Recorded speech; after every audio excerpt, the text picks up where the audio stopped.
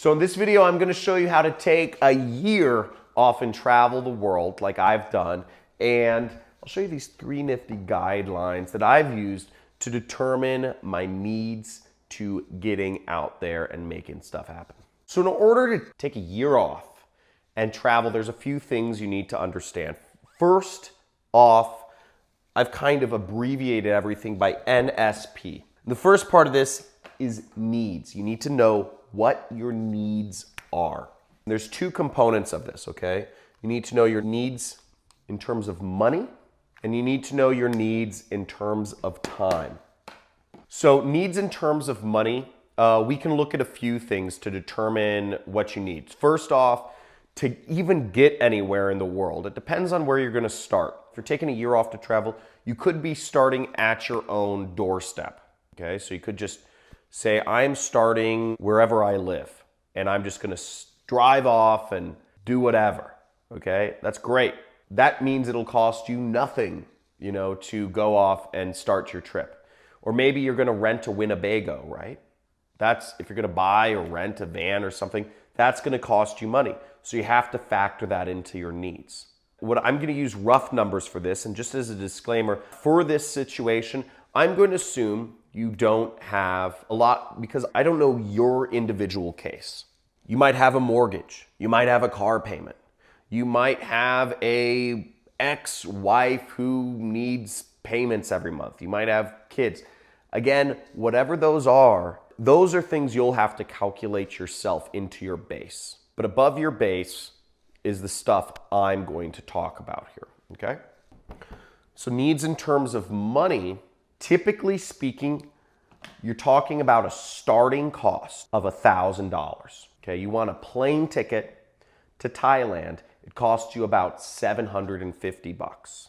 And to get phone service in Thailand or something like that, or in Bali, you're gonna have to pay some money just to get a data plan in these countries. You might have to pay another 50 bucks or so. So there's starting costs to getting situated anywhere in the world. You might need mosquito repellent. You might need shots. You might need vaccinations. There's a number of things. You might need to pay for a visa. So moving to your first place generally requires, some money, wherever that is, if it's Europe or Asia or whatever. So let's say to start, it's $1,000. Now, when you're traveling, here are some rules of thumb to use. And just to give you my experience, I took a year off, I think it was my junior and my senior year, to just travel. And what I did was I traveled a bit of the world. I traveled all around Asia, Southeast Asia mainly. And there have been multiple points in my career where I've taken months off at a time to just travel. And so all of these numbers come from my personal experience in traveling and doing this myself. So if you want to travel on the cheap side, after you've gotten situated, original $1,000, you'll need about $500 per month. I'd say that's the absolute cheapest that 90% of people, I believe, would be willing to go. I'm sure there are people who can talk about how you can spend even less than $500 a month, but generally speaking, I figure that you need about $8 to $10 per night to stay at a hostel or something like that. And you need about, something like, $5 or so per night for food, or per day for food. Because in lots of countries like Thailand or something, each meal is, $2 or so.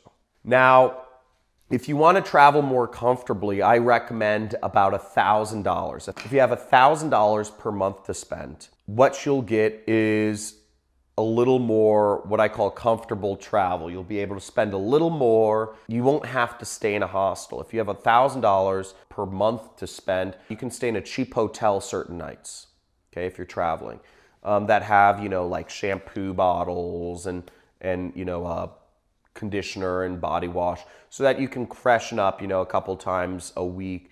And also you can pay for some nicer meals here and there, but really $1,000 a month gives you more flexibility to travel, okay?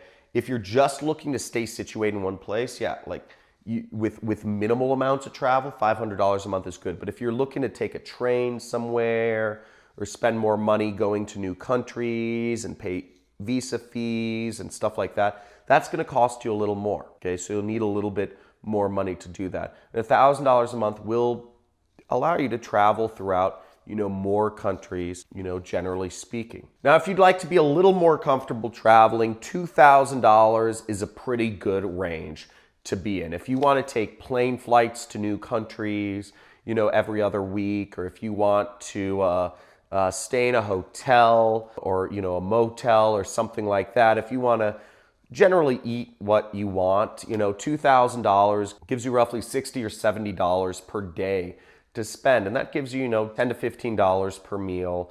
And it gives you, $30 to $40 a night, which is pretty reasonable for international travel. It won't necessarily allow you to be in like the first world countries, like hotels in like America or France, but you could travel first world countries like Europe and whatnot on $2,000 a month and stay in hostels. So realistically speaking, if we add all of this up, we can put a range of $500 to $2,000 per month that it would take to travel for a year. And the starting costs of any sort of travel are going to be about $1,000. So above and beyond whatever expenses that I don't know about that you have, that, it could be mortgage, car, I don't know what they are, but I can't calculate your expenses right here, It'll cost an additional $7,000 to $25,000 if you want to travel for a year.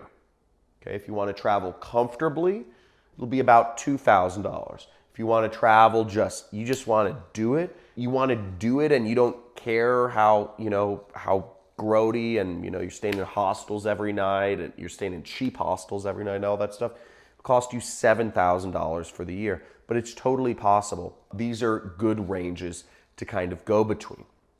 So those would be your needs in terms of money. Now let's talk about your needs in terms of time.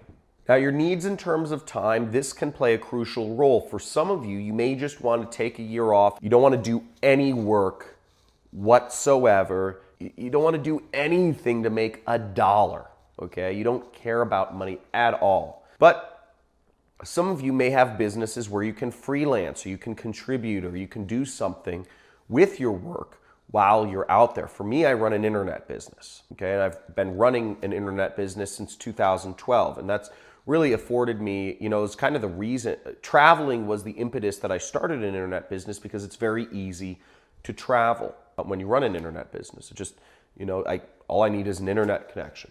One thing you might want to consider if you're working a job or you've been, you've had tenure and you're working a job for a long time is maybe what you want to do is you want to work remotely for your company, or you want to do certain projects remotely on a monthly basis. And that's a perfectly acceptable way. You can earn some money, and this sort of situation can allow you to travel literally for life, because as you saw, to live comfortably overseas, you need about $24,000 per year. So working remotely with your job is a really feasible choice. Now, what you need to do is you do need to prepare for working remotely with your job. You need to let your boss know, and it depends on what sort of terms you are, but they could not pay your salary. So you need to, oftentimes, people want to account for, that their job lays them off while they're traveling.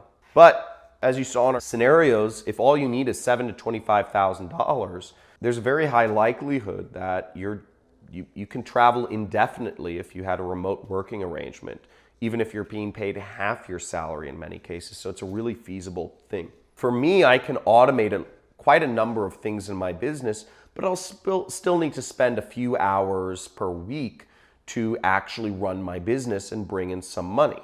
Now, personally, I have a lot of money saved up, so I could travel anyways. But if I wanted to continue having my business make me money, I'd still need to, focus on automating things. So knowing your needs in terms of time is important. How many hours per week do you need to be working, whether you have some sort of remote work arrangement or whatever. So you want to get your needs down.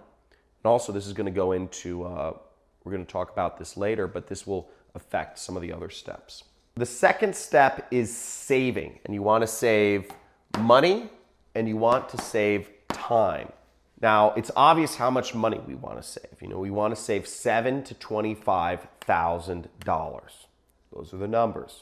Now, in terms of saving time, that's not so obvious. Now, for us, if you are traveling for a year, it depends on what it looks like for you. Again, if your needs in travel are just to not even do anything work-related the entire time, then you need all 24 hours a day. But if your needs are that, you're comfortable like me, I'm comfortable spending a few hours per week running my business, but, I want to travel the rest of the time, that factors into things. Let's say I only want to work 5 hours a week. I would need to do certain things in my business to make sure that, I automate certain activities that I'm required for so that I don't have to spend that time managing those activities. So my business runs itself more. Now, there's a number of activities I do in my business. For instance, I do a lot of training webinars. I have accountants and lawyers and bookkeepers and media buyer. I have all these people that always want to talk to me, salespeople, etc.